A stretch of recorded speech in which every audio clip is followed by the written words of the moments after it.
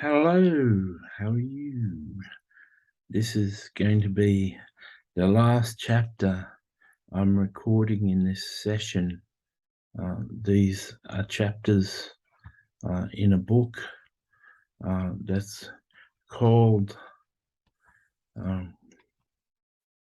71 Powerful Writing Habits You Can Learn from Self-Publishing 91 Books. And this is chapter 40. Don't be afraid to edit extensively.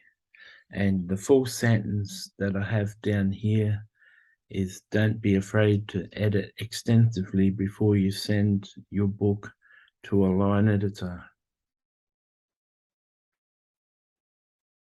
I want to start this chapter by saying, as good as editors can be, and my premium editor that edited 60 of my books was an extremely good editor. I really recommend her services if you've got the finances. As good as she wasn't me. So if something needs to be added or omitted to what you've written in your first draft, if a paragraph has to be expanded and clarified, if you've got to add one more illustration before you're happy that you've really solved your point, if you want to take some portions of your book out where you've been up for 2 days and you've been manic, or you've been in a bad mood and you've said some things that you shouldn't be saying, whatever it is in your book that you're not happy with, don't be afraid to edit extensively before you send your book to a line editor. A line editor just rewrites your book for you with their professional English skills.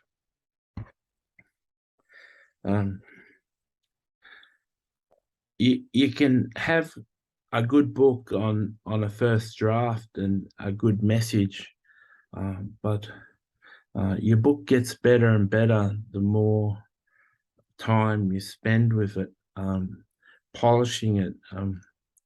We all understand that diamonds are found underground and come out not really special. Uncut diamonds aren't really special, but when they start to carve the diamond and cut facets to the diamond out and polish the diamond, it becomes something really precious.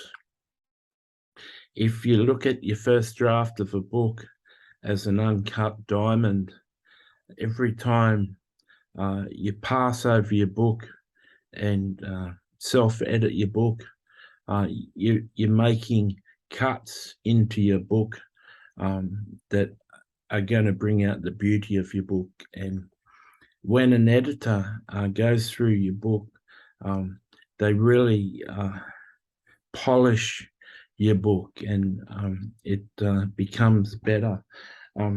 My premium editor had a way of totally rewriting my books. If you look at the file with the track changes, and it gives notations of everything that was changed, it's like it doesn't even look like my book. I don't know how they can spend so much time rewriting stuff, but my premium editor had this special skill of totally rewriting my book, but it sounded like me. When I read it, I just was amazed at how smart I was and how well I made my arguments, and I sounded really professional. and she had made me sound professional. She'd made my English really work, and we're a really good team together. And she still is a dear friend. That's the reason I said consistently use the same editor so you can build relationship. The more books your editor reads of you, the more they'll understand you, and the more they'll be able to impersonate you when they're rewriting your words. So the more work you do, the more extensive you are with editing your book, 1, 2, 3, 4, 5 times going through your book and making it sound better, the easier it is for the editor to polish your book.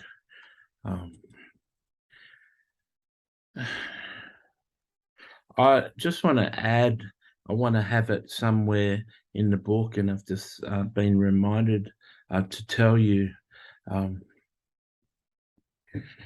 these chapters, this knowledge that I possess, these habits that I've got, the way I produce my books, which is has a portion in each chapter. These are things that are habitual for me. These are things that work for me, and I always do. But as you read this, it's going to be hard to take it all in. Some of my chapters will really influence you and be really good ideas, and you get excited about it. And you'll remember that and make sure you incorporate that. But it may take quite a number of books before you're applying everything I have to say. Remember, knowledge is knowledge.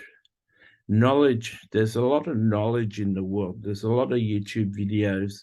There's a lot of books in the world. The world has got an overabundance of knowledge. But wisdom is the practical application of knowledge.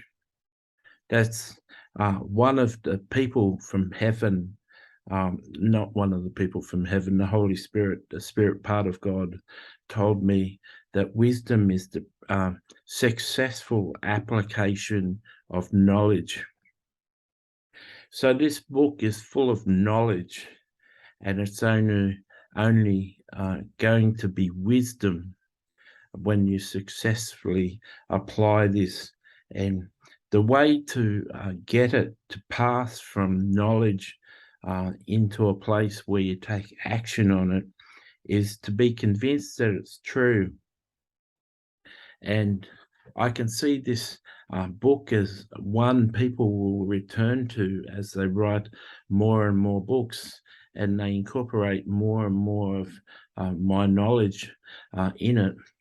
But one really handy way to do a reread of this book is to go to YouTube, type in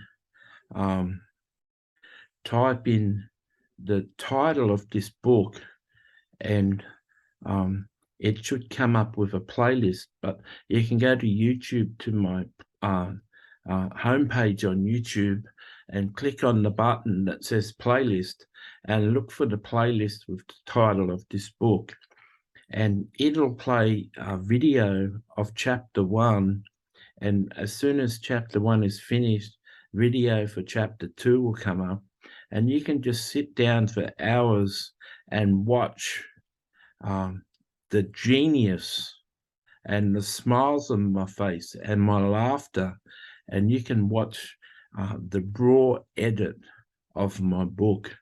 And perhaps you'll come to really like my smile or my tonality or the way I was really getting angry when I was talking about those people that promise you that you can write a bestseller. So that's what I wanted to add somewhere in the book. I wanted to direct people to the YouTube playlist. And if I remember, in the back of the book, in the resource page, on the Kindle book at least, I may have a link that will take you directly to the playlist that I talked about. May you have a good sleep now and come back and keep on reading.